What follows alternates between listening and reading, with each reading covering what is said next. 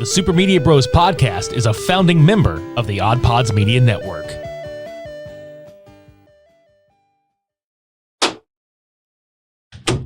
All right, dude, you ready to do this? Yeah. Sorry I'm late, by the way. No, it's totally cool. It's totally cool. All right. Is the audio working? Everything synced? Yeah, everything's ready. Okay, cool. Super Media Bros.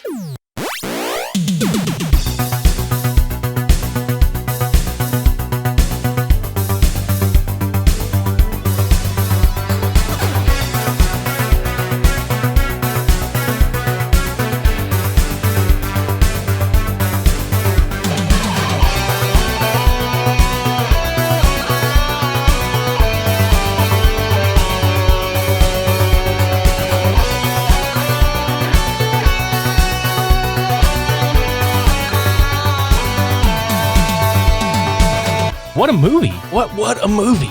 Dude, I'm still overwhelmed. That was just dude, I can't wait. This is gonna be so much fun. I know, dude. Welcome to episode 214 of the Super Media Bros podcast. I'm Richie. I'm Devin, and we're here to talk about the Batman. Wait, no. What? No, dude. This is Cult Cinema Showdown 94. Constantine versus Jonah Hex. We're doing that this week? Yeah. I thought you knew that. Why wouldn't we do that next week? Hey, this was on the schedule. I understand that, but why the fuck would you do that? The Batman came out this weekend. Okay? We are recording as of Friday to release on Saturday. We can literally talk about the movie and its highest trafficking. Spoilers. I understand that, but you're a fucking idiot. Do you have any idea what kind of a business venture this is? Yeah, I do, actually. So we're talking about the Batman, right? No, we're talking about Constantine versus Jonah Hex. What the fuck? Motherfucker, do you not realize that I have not watched either one of those movies since fucking middle school? Were you one of those people that did the homework assignment at the very last minute? Fuck off. I thought we were doing the fucking Batman. No, that was definitely not the plan. God damn, motherfucker. Pause the goddamn recorder. Let's go watch a fucking movie. God fuck. 3.5 hours later.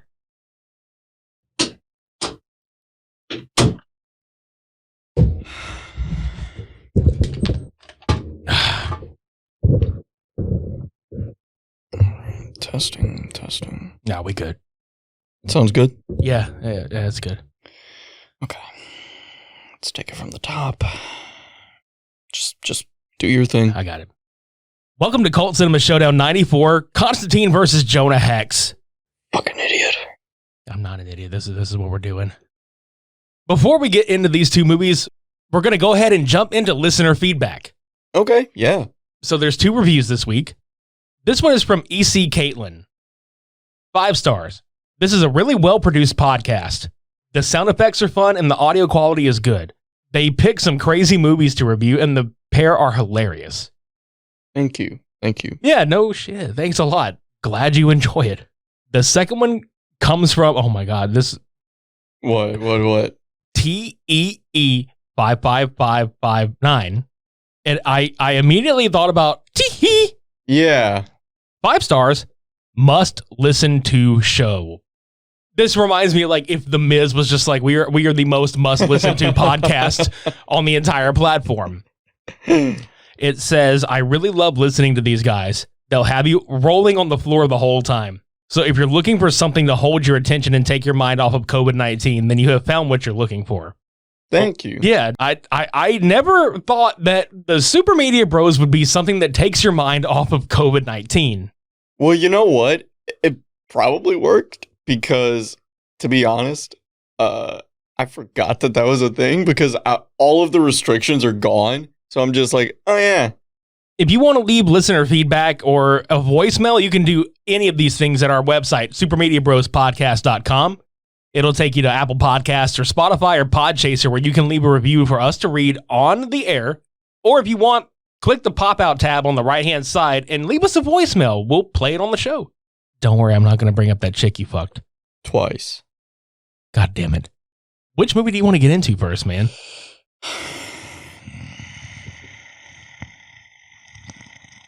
Did you bring a tiger into the room? No, that's just me. Okay. Look, listen, man. Off the record.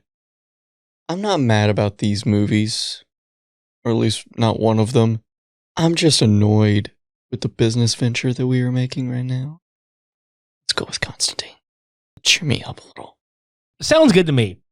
Now, for those of you that have read the Hellblazer comics, this might have been a big departure for you. However, I will say that this movie only got made because the producers requested that it got moved to Los Angeles with an American actor, because literally nobody wanted to buy the fucking script or buy the fucking movie to make it. Which is it's so weird to think about now. But then I also think back to the time period. What was it? 2005? That's it. Yeah. So I'm like, that's the most 2005 comic book movie concept I have ever heard. And here's the crazy part about it. The director, Francis Lawrence, this is his first movie. It doesn't feel like it. No, because after he did this, he went on to do I Am Legend, and then he did the last 3 movies of The Hunger Games. And then one of these things is not like the others. Right, and then he did Red Sparrow. And get this, he's actually doing a Netflix adaptation of Little Nemo Adventures in Slumberland. Really? Yeah, so I'm looking forward to that shit. Yeah, okay. The point we're trying to make is they were like, we're not going to make a movie, but you got a dude that is obviously gone on to like really good things, and Keanu Reeves in the picture. Like, you cannot possibly fuck this up. And to be fair, like, I know it got a lot of flack when it came out, but I love this movie. Yeah, like, it's not bad. Okay, whenever I first started reading comic books, like, I had seen this movie, a couple of years passed, then I started reading comic books. So obviously, like, year 1 of, like, you diving deep into it, let's be honest, after the first year of you getting into something, you are that pretentious snob. You know, you feel like you're in the know. Mm-hmm. And so for a while there, I don't want to say I disowned this movie because there were still elements of it that I liked, but I was still like, but this isn't my Constantine.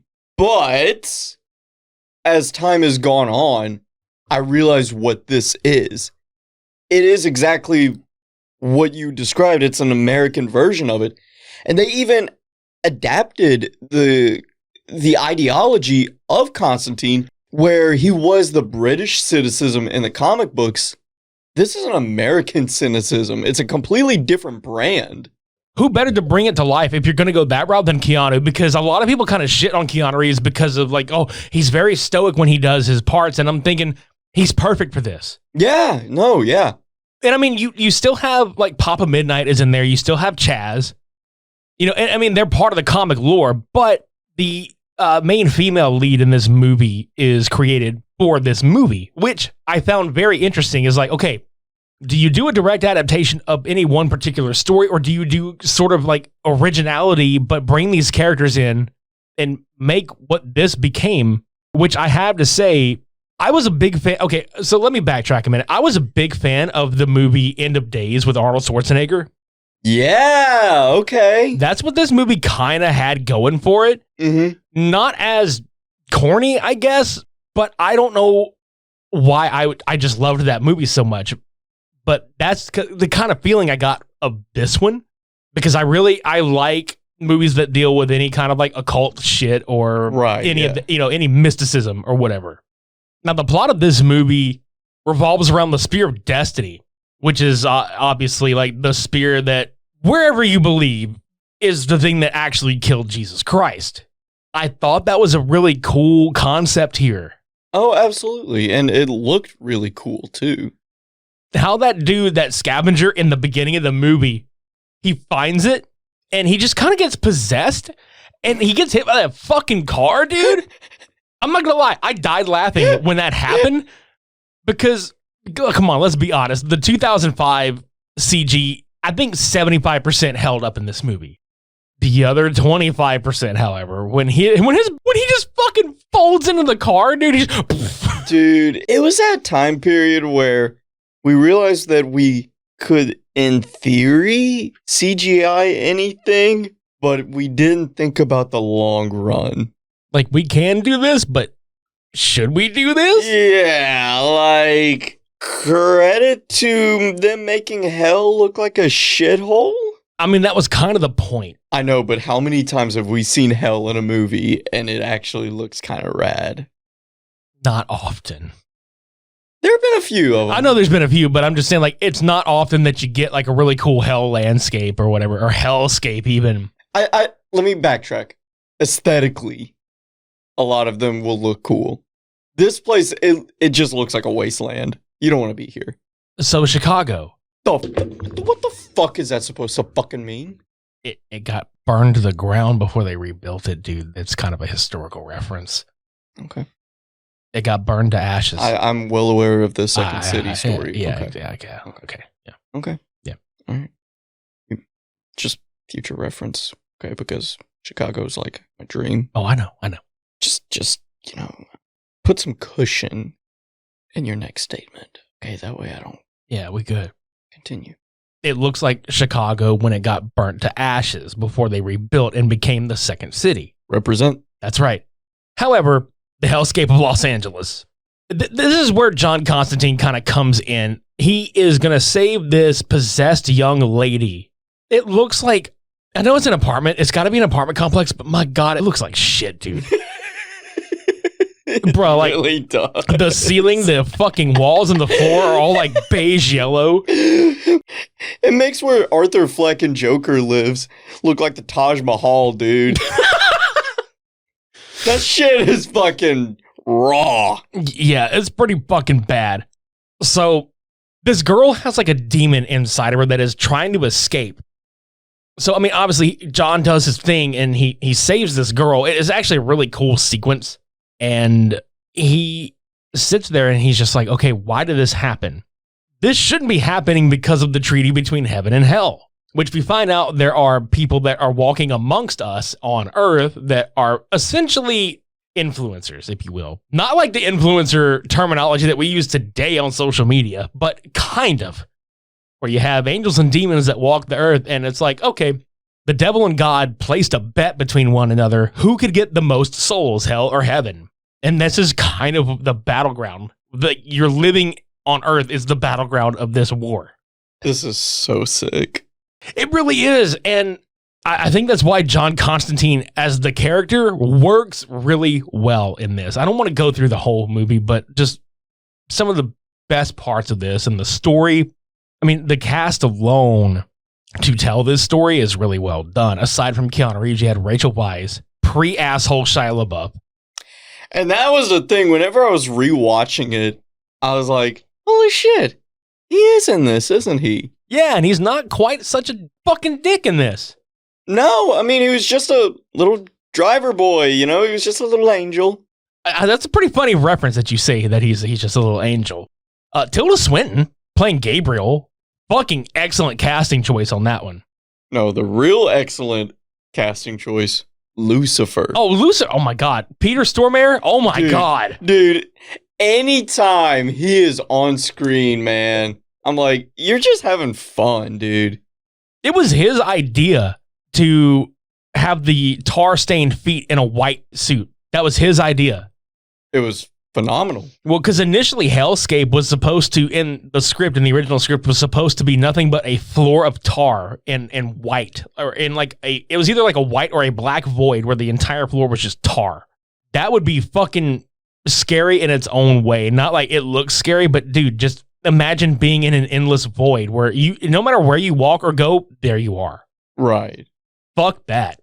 And Gavin Rossdale, the lead singer of Bush, playing Balthazar. 2005, what a wild time. You know what, though? I say that. In 2021, we had Eternals where Harry Styles is Thanos' brother, so there is that. Could be worse. You know what, though? He ain't bad. It's just like, gosh, as things change, the more they stay the same, Right. So, I mean, you got this cast telling this fucking story. I really dig the fact that this motherfucker lives above a bowling alley, first of all. John Constantine lives above a fucking bowling alley because that is just the John Constantine thing to do, okay? It really is. Just some... if it makes sense, why would he?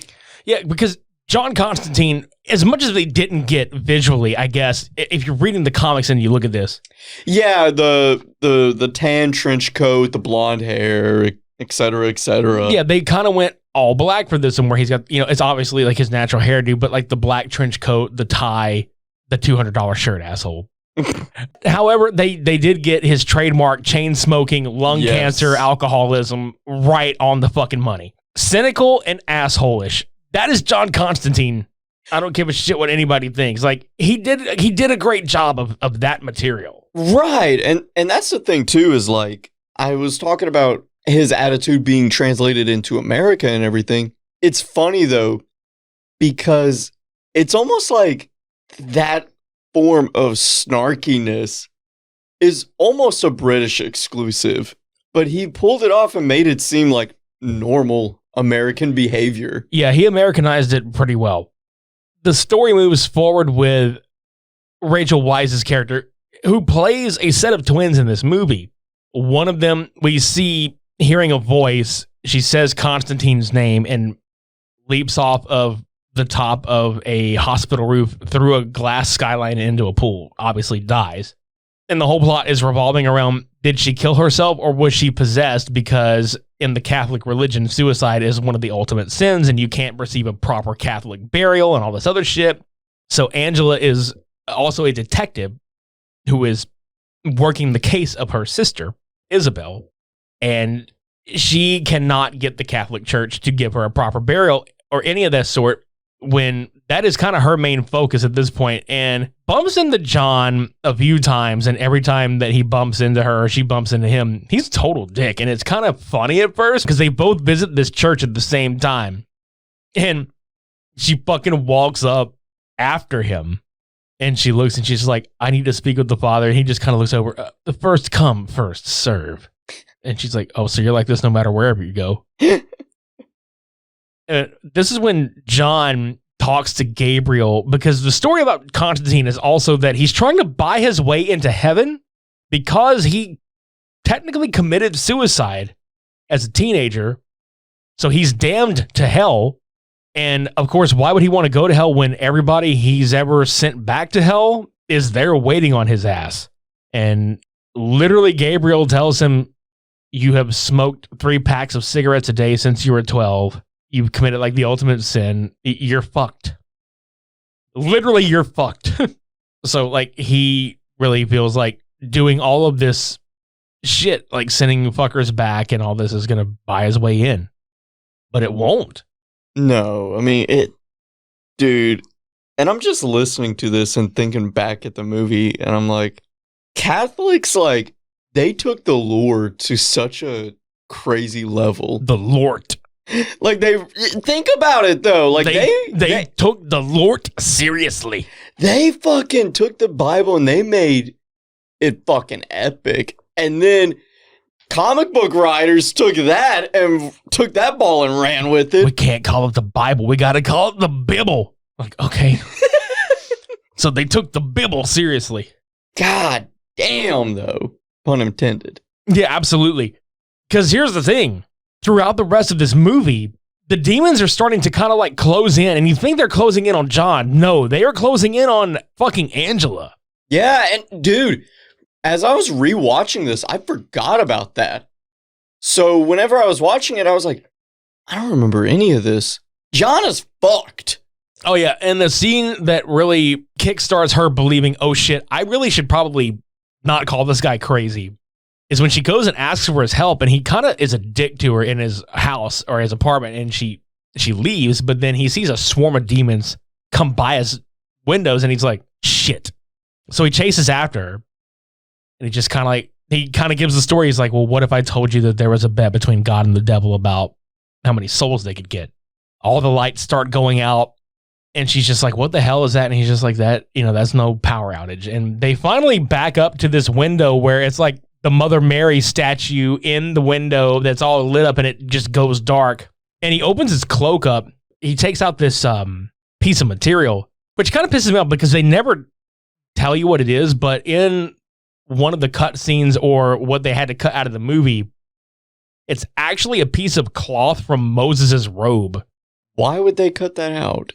I don't know. I guess they wanted to streamline the movie. It's only like, it's a 2 hour and 1 minute movie. I want to say they wanted to make this like a 2 hour and 45 minute film. It would have worked. I think it definitely would have worked, but think about the time period. I don't think audiences were ready for a comic book movie like that. True, because people had a hard time even digesting Grindhouse when it came out 2 years after. Dude, I remember, this is so weird to think about, but I remember when the first Tobey Maguire Spider-Man movie came out. And you thought that was long. I was okay with it, but my family was like, oh my God, this was so long. This was great, but it's just a long movie. Yeah, I guess for the time, yeah.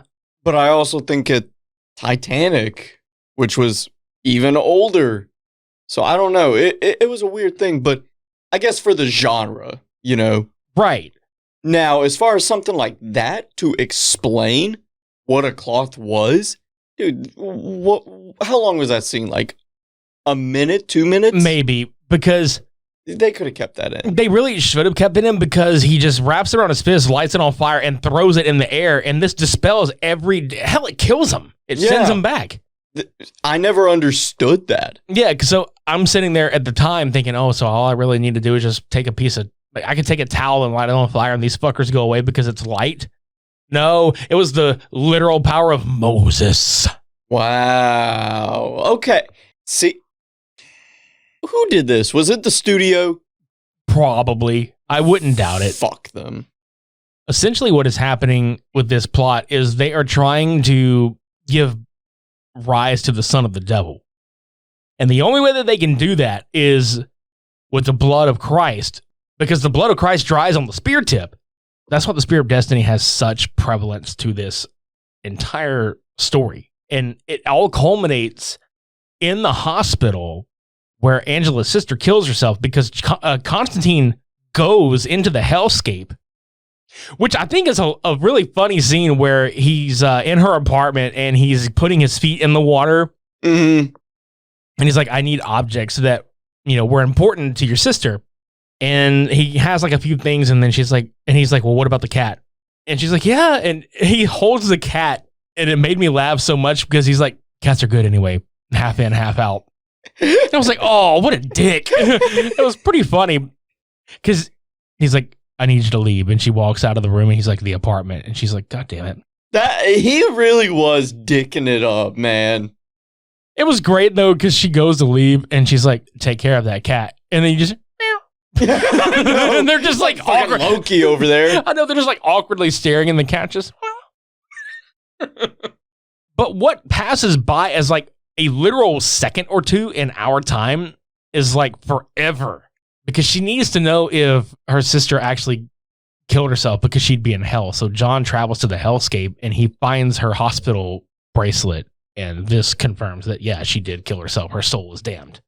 Which was just like, I don't know, that shit hit harder than I expected it to. Yeah, because if you're more invested now, like seeing it back then, you're just kind of like, but you know, getting older and then being more invested in that part of the story, it's like, oh, that fucking sucks, because a good portion of this movie is spent on Angela really like fighting for her sister's right and defending her. She would never do this. She believed that Christ was the only one that ever really truly like loved her. And it turns out that she bit the big one on purpose. Yeah, and I don't know. God, like I said earlier, this was the first time I had rewatched this in years, you know? Mm-hmm. I was like 9 when this came out. Bruh, now at 25, I'm like, oh, fuck. Yeah. This shit kind of hurt. It hurted big. But it all culminates, like, we'll go back full circle, it culminates at this exact spot where her body was found. Angela gets semi-kidnapped by Balthazar and Gabriel, and she's basically possessed because they're going to go ahead and just use her instead because she shares the same powers that her sister did. she could see the dead as well, but she stopped seeing them. But now that she can, because John sent her into the hellscape, she's fucked. Because now that she's done this, she can be used as basically the gate to give rise to the son of Satan. But Gabriel has other plans, you see. She is going to fucking kill it as soon as it comes out. Which, to be fair, sounds on paper like a good idea. Yeah, because her idea is that she is completely resentful at God's favoritism for humanity and forgiveness for even the most evil of people.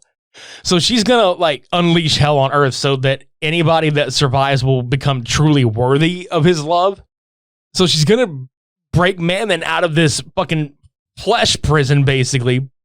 However, Constantine has other plans, which I thought was fucking genius, because it's said throughout the film that John Constantine is the only soul that the devil himself would come to Earth personally to collect.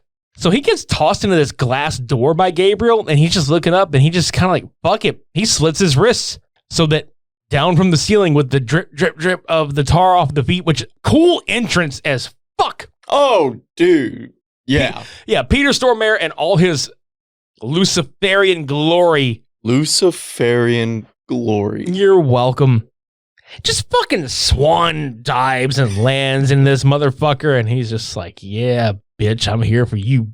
So they had this whole conversation. Just bobbing his head and everything. Bruh, I love the dynamic between the two of them. He fucks with John because he cut his wrist too deep and fucked his tendons up, so he can't even light a cigarette for his last smoke. And they're having this entire conversation about how John's like, your plan is bullshit. And he's just fucking with him this whole time.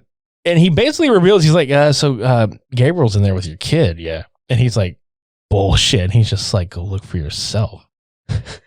So he rolls up in there because time has stopped.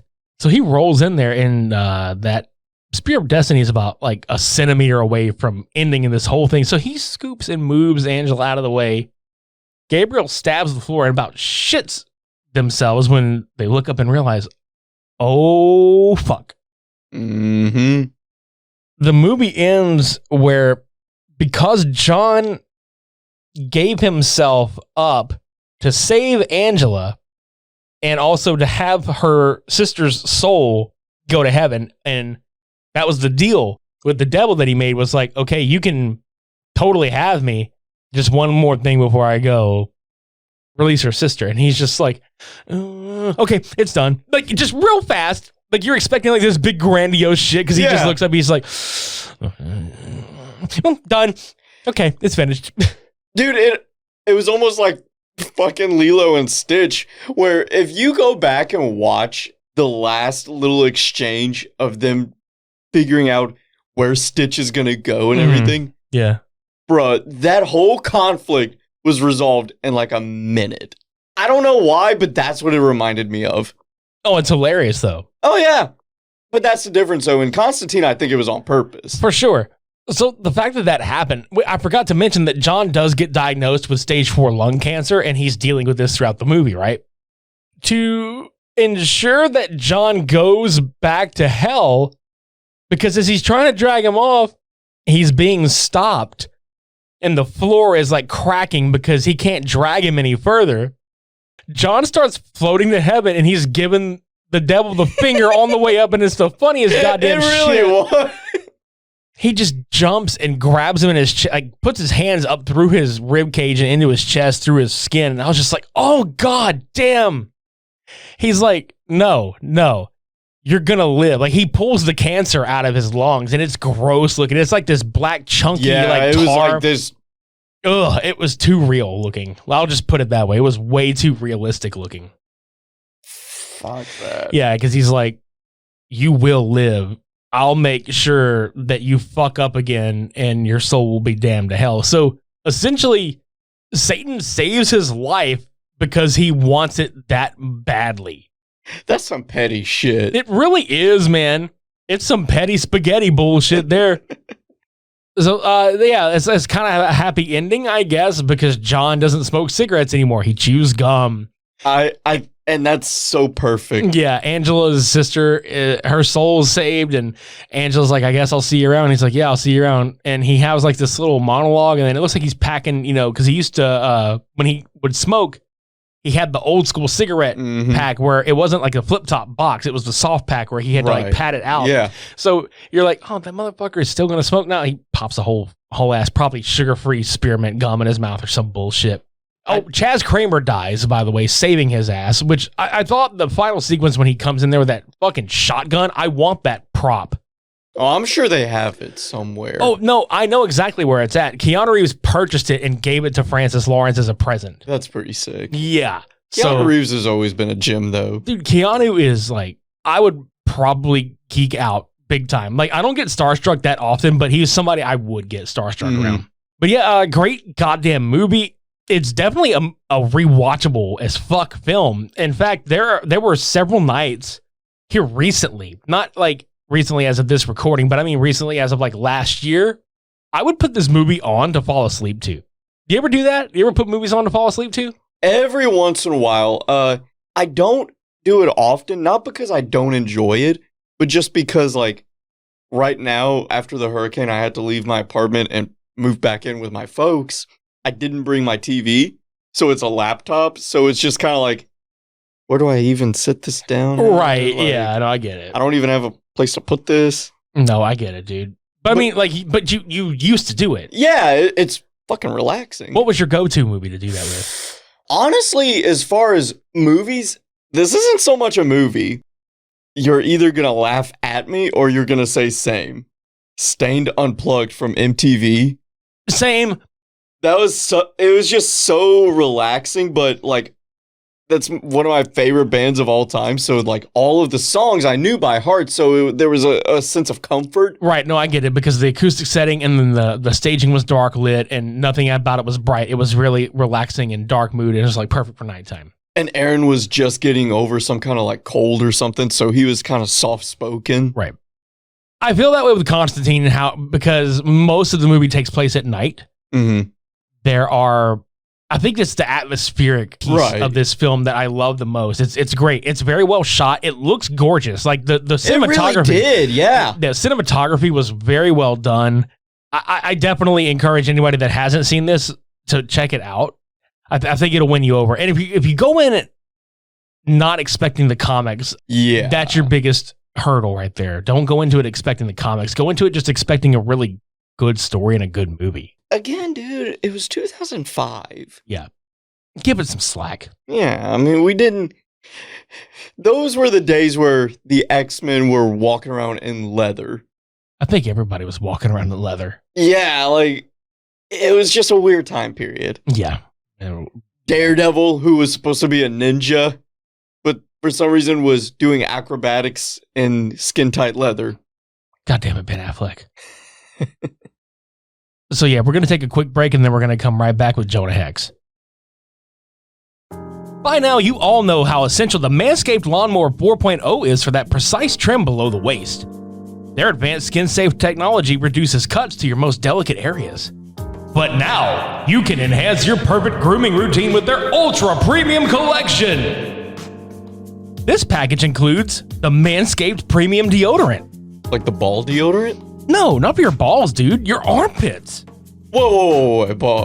Manscaped does that? Yes. Since when? Since now. Really? Yes. This deodorant dries clear, is aluminum-free, and smells just like their signature scent. Oh. It also includes the hydrating body moisturizer. I got eczema. Will that cure it? Well, no. Because it's really bad. Well, if you have dry skin issues or if you have tattoos, it's designed to keep your skin feeling clean, smooth, and smelling fresh. Well, I have tattoos and skin, and sometimes it gets dry.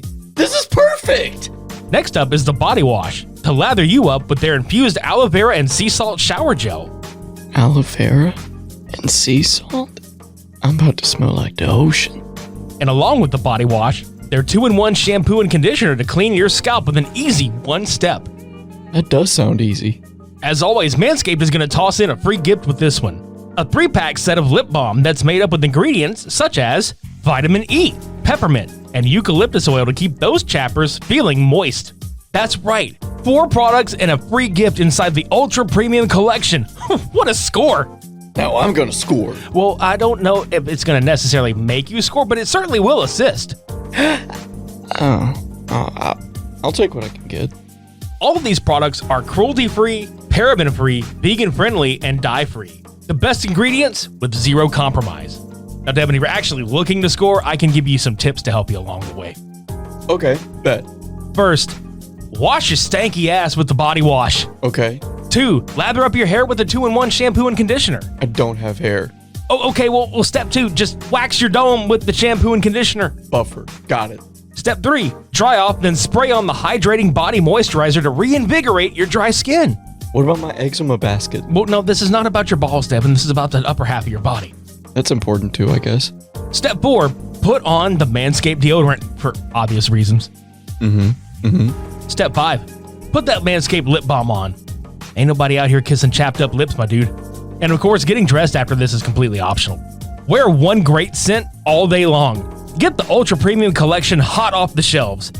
And you can use our code SUPER and get 20% off plus free shipping at manscaped.com. It's almost a quarter. Not quite, but Almost. that's 20% off plus free shipping at manscaped.com with our code SUPER. Are you sure it's not a quarter? Yes, I'm sure it's not a quarter. Well, with the free shipping and everything, it might. No, it's 20% off plus free shipping with our code SUPER at manscaped.com. It's not a quarter!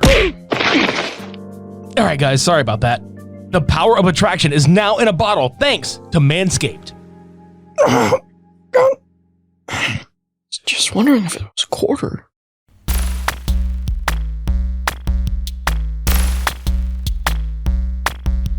Hi, I'm Lauren, And I'm John. and we host the Beard Owl Podcast, the podcast where we talk about 2 of the greatest things in the world, beer and Weird Al.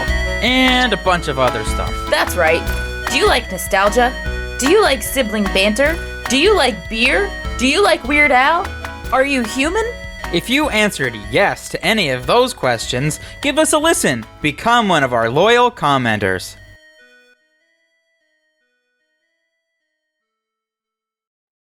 Let us get into the movie known as Jonah Hex, written by Neville Dean and Taylor. And if those names sound familiar, that's because we covered Ghost Rider Spirit of Vengeance back in November. Which I enjoyed more than this. This is a 2010 adaptation of the same character from DC, starring Josh Brolin, John Malkovich, Megan Fox, Michael Fassbender, Will Arnett, and Michael Shannon. Now, the casting, okay? Yeah. For this movie, this cast, for this movie, there are some fucking notable actors in this movie. This is a fascinating case to me. Yeah, considering Constantine had a budget of $70 to $100 million, how much do you think they spent on Jonah Hex? I remember reading that it was a massive flop.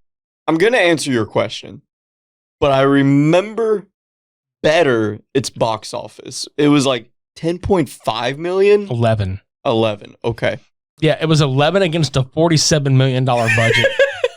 The fact that they were like, okay, so the plot of this is basically during the Civil War, Jonah Hex is a Confederate cavalryman, and his commanding officer, Turnbull, wants him to burn this fucking hospital down. I mean, it has to do with him getting like some supernatural-ish powers. Now you're going to spend $47 million on something of this stature. Okay, so let's think about this, okay? You have that cast, a popular character, a character that has been popular for decades, in a time period where I wouldn't say we had a Western Renaissance, but we certainly had some good ones coming in. You know, we had 3:10 to Yuma in 2007, I believe. We had True Grit come out, like a year or two after this? And sandwiched in was this.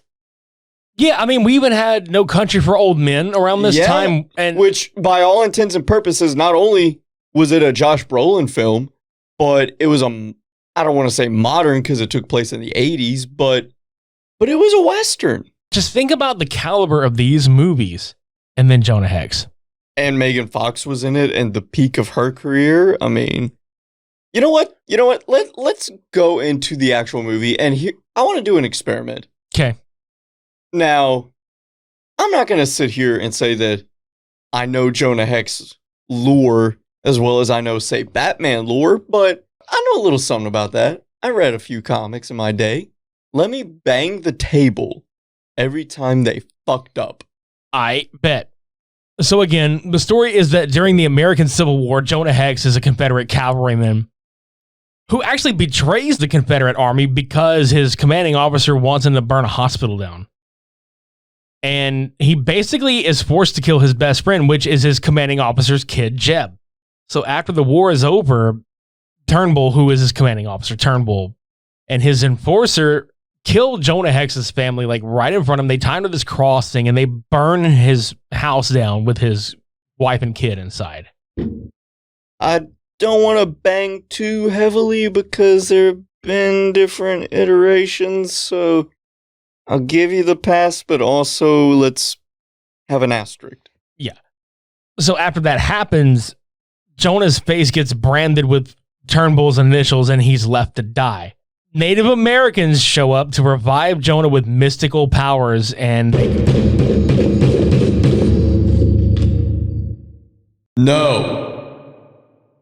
they give him the ability to temporarily resurrect the dead. God damn. Where's the sledgehammer? I'm about to break the fucking table. Don't go Cody Rhodes on Triple H's throne like that. God damn it. Fuck. These are cheap desks. You'll break them with your fist. No, this is where we get into some confusion here. What was that last part? Talking to the you know what? Buy me every issue of Jonah Hex comic books and point to me where this has happened in any of them. Yeah, you're totally right. There's nothing of that in the comics whatsoever. Like that was literally just for this film. In middle school, when this movie first came out, I started reading all of the Jonah Hex comic books because I was like, oh, this is a pretty dope movie. And I wouldn't say to my disappointment, because all of the stories were really, really good. But to my confusion, I was like, so where's the dead people thing? Definitely not here. I'm trying to not be that guy where like, oh, this was not like the comics and this was not like... No, it's not so much that, because there have been many comic book movie adaptations and all of that stuff where they alter some things. They take liberties, you know? We literally just talked about one of those. Yeah, but something like this is kind of that's a completely different thing. Right. To be honest with you, if they changed the names of every character here and just said, we were inspired in part by the Jonah Hex comic books, I don't think a single person would have questioned it. We're going to call this one Cemetery Cowboy. I would have 100% been on board with that shit, dude. Yeah, like that sounds like something we would have fucking reviewed anyway. No shit, like Cemetery Cowboy. Hey, yo, you know we're going to do this. Let's write that down. Write that down. All right, hang on. That sounds nothing like writing on a piece of paper. I was just scratching the fucking microphone. But anyway, let's go on with the chlorophyll. Even though Cemetery Cowboy, the movie, would work, the whole time I was watching this, I was like, is this like a fucked up Red Dead Redemption? Like with the character of Jonah Hex and all these other motherfuckers in here? To me, my issue was... Number one, it's the exact opposite of Constantine, where Constantine, like, it was a longer movie for the time. This was a short movie for the time. Dude, tell me about it. When I was watching it earlier, because I hadn't seen it in years, and I was watching it earlier, and I had to stop and, like, you know how, like, if you reach a certain point in a movie, you're like, okay, this is the third act. Right. Dude, when the third act for this thing rolled around, I was like, hold the fuck up. And then I pushed up so I could look at the counter on the timer. Motherfucker only had like 20 minutes left. And I was like, whoa. Yeah. What the hell? Because this is a movie that like you don't really pay attention to 100%. You can literally put this on in the background of whatever the fuck you're doing and still kind of follow along with it. Like case in point, I probably had my nose buried in my phone, glimpsing factoids and listening. And I was sitting there like, no wonder this movie had troubled production. You pointed out like the editing that was going on. Yeah. How a lot of shit probably got left on the cutting room floor. This looked like it was supposed to go a little harder, and it didn't. I am convinced that it was supposed to be rated R. This genuinely feels like a movie that was rated R, but they put it on TV, so they had to trim out all of the gore. And even still, I'm like, okay, so let's say that they kept all of those graphic elements to it. Probably give it another 5 minutes. Where's the rest of the movie? Yeah, no, I totally get that. Did you know that Josh Brolin wanted Chan-wook Park to fucking direct this shit? Really? Yeah, dude. And he wanted it to kind of look like High Plains Drifter. Okay. Which I would have totally bought. And originally, like, the guy that was going to play Jonah Hex was Thomas Jane. Wow. Okay. All right. Strong jawline. I could see it. Well, he voices the character in a couple of like animated things, but still, I would have been like, all right. I would have bought into that a little bit. You want to hear my fun fact? Mm. I actually met one of the Confederate like actors from the beginning sequence. No shit. Yeah. He went, it was like some kind of like museum guy or whatever, like where he would demonstrate all of the replicas and all of that stuff. Oh, wow. Yeah, because he would go to our school and do that every year whenever we were going over the Civil War and whatnot. Just to kind of like make that form of history class a little bit more engaging. And he had randomly asked, has anybody here seen the movie Jonah Hex? I swear on everything, I was the only one that raised his fucking hand. But he was just like, yeah, you know that scene in the beginning where it shows all of the Confederate soldiers? I was in that. Since then, I've watched this movie multiple times trying to pick him out. I did not see him. He probably a background character that gets shot. Probably. All I know him as is that one dude with the Dutch Mantel mustache. That's what he looked like in person. But I guess they made him shave for the movie, so I don't know what the fuck he looks like. But if you're out there, buddy, hey! So to get on with the rest of this movie, Turnbull supposedly died in a fucking house fire, and Jonah Hex couldn't have his revenge. But it turns out he's not dead. He's just wanting to make this giant super weapon, which I think is like the Confederate Death Star. That's what I'm calling it right now. The Confederate Death Star, because this motherfucker in a President Grant-led United States wants to have a terrorist attack on the American Centennial on the 4th of July. So the United States Army takes Jonah Hex in as a warrior to stop him because he's his one true enemy and all this other bullshit. I could really care less about him and Lila's relationship because I feel like the only reason she exists in this movie is for the third act to lure him back. Because he tries to go kill these motherfuckers and he winds up failing miserably and gets his horse to bring him back to heal. And Turnbull's right-hand man, who is fucking played by Michael Fassbender, looking like a goddamn reject from A Clockwork Orange. Yes, he did. You know what? I can't do this, okay? Fucking the Native Americans in many of the Jonah Hex comic books, I'm not going to say all because I don't know. I'm not a big expert, but in all of the ones that I've read, Native Americans was this man's enemy. He was married to a Native American, and then they saved him with their little voodoo powers that, again, was never a thing in the comic books. I'm confused. I don't understand. I am confusion. I really am. You're the Jackie Chan meme right now, like, America, explain. Do you have an answer? I do. Nobody knew what the fuck they were doing when they were making this. Okay.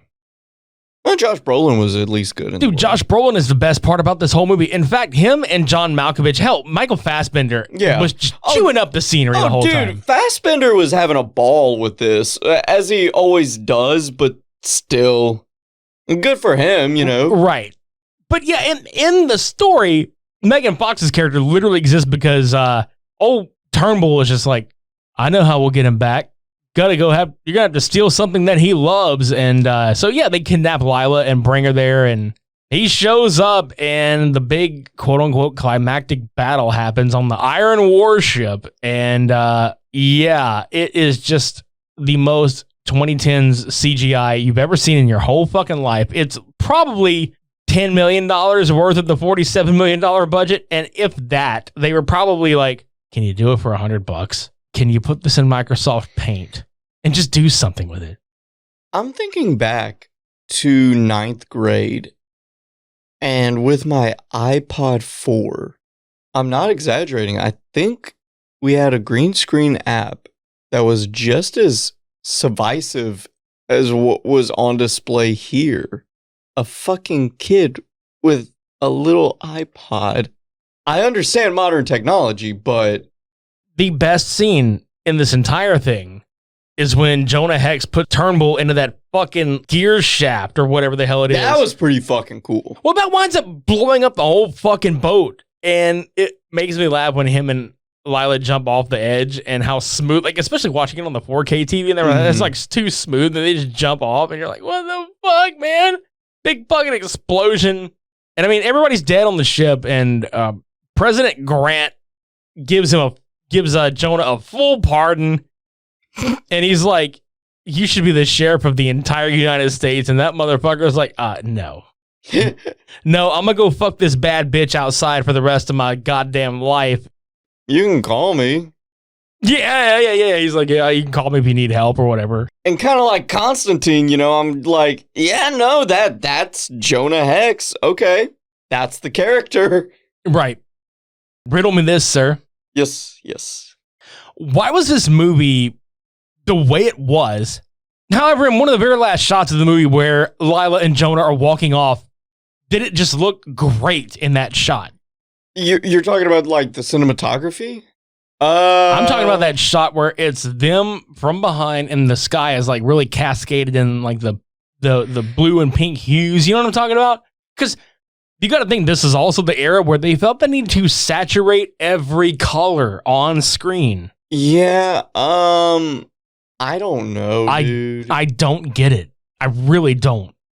I choose to believe that one of two things happened here. Either A, that was a shot that they didn't finish, with all of the color grading and all of that. Or that was the one shot that they had the creative freedom for. Like, the one out of the whole goddamn movie. Yeah. That was their hill to die on. They give them the old Vince McMahon. You've earned it, pal. Yeah. Like, they just give him the old McMahon. You've earned it, pal. But you only get 10 minutes. What? Fuck! Like, they only give them 10 minutes of footage like that they can shoot, and you can only pick 5 seconds out of it. God damn. Think about it. That little shot was maybe 5 seconds long. Yeah, but you see what I'm saying, though? Like, it doesn't... Yeah, God damn it. This movie, the fuck. I feel like this movie had the potential, and they squandered it. I know Josh Brolin has even said that this movie had so much trouble in the production, but he really feels like everybody that worked on it did as good a job as they could do given what they had to work with. And that's kind of where I'm at with it. Mm-hmm. Where if you want like a stupid popcorn movie, this is it. This is absolutely it. Hell, this would make a great double feature with Ghost Rider Spirit of Vengeance, in my opinion. I can look into that and see if that helps. I don't know, because I'm wondering, like, time period wise, I understand we weren't in like the era that we are now, but I'm still like 2010. Okay, at that point, Marvel had some form of ball rolling. They haven't even done the first Avengers yet, but you knew what was leading up, at least. Right, because Iron Man 2 had come out by this time. Right, so you had that. You had Batman Begins and Dark Knight. Dark Knight Rises was on its way, so I'm like, bro, this wasn't like it was 2005, no. Like Constantine.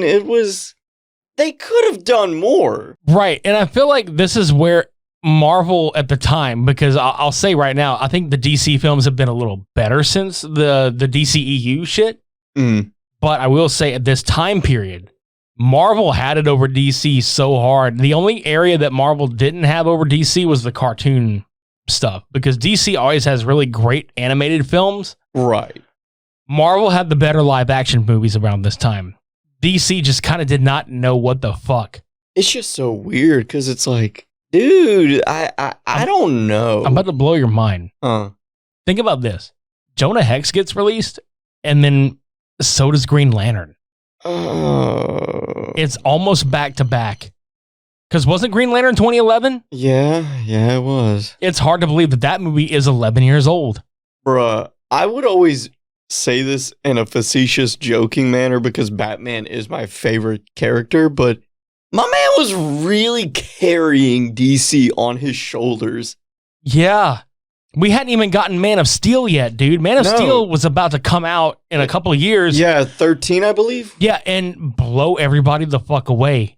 I promise you right now, outside of Superman 2, like the Christopher Reeves Superman 2, that is my favorite Superman film. Oh, yeah, absolutely. And you know how much I'm not a fan of that character. Oh, it's a great movie, though. It's a fantastic movie, and it's the movie that made me actually like Superman. Right. Dude, I'm kind of annoyed now. That's kind of where I was going back with full circle with this. Like, Jonah Hex as a character deserved better than what this movie gave him. And I feel like Constantine, the movie, is a prime example of how can you do a character justice if you're going to change a little bit about him. Mm-hmm. I feel like Jonah Hex could have been a straight Western film and it would have been just as good, but they kind of screwed it up with all this jumbled mess. And I think it's safe to say and fair to say that Constantine absolutely beats the shit out of it this week. There's no contest here at this point. No. I have to say one more thing before we get out of here. If you know somebody that has told you Jonah Hex is their favorite movie, no bullshit. If Jonah Hex is their favorite movie, please tell us about it. Are you setting up, or like, do you know somebody who's? No, I am genuinely curious. Because you know how like this is a prime example. You watch something and you're just sitting there the whole time when there's no fucking way possible that this is somebody's favorite movie. Okay, yeah. Yeah. You know what I mean? Like that feeling where like we'll watch Constantine and it's like, oh, I can see how this might be somebody's favorite movie, or like absolutely a lot of people's favorite movie. It was like Star Wars, or anything that's real classic like Star Trek, Star Wars, or like the more recent Spider-Man films or the Raimi Spider-Man films, or Wolverine, Logan, all that shit. I can see how that's somebody's favorite movie. Is Jonah Hex from 2010 starring Josh Brolin, John Malkovich, and Megan Fox somebody's favorite fucking movie of all time? Please tell us. Please tell us. Get help. Yeah, absolutely get help. Visit supermediabrospodcast.com for past, present, and future episodes, and also to leave us a review or a voicemail or any kind of feedback. Like, we'll read it on the air and shit. Yeah. We'll put you on the show. Subscribe to us on YouTube. Follow us on social media. Check out oddpodsmedia.com for all the other shows on the OddPods Media Network. Buy the merchandise. So like we said at the top of the program, next week, we're going to come back and talk about the Batman. All right, let's go. It was going to be at the end of the month, but fuck that shit. I think the two of us are too hyped to not talk about it next week.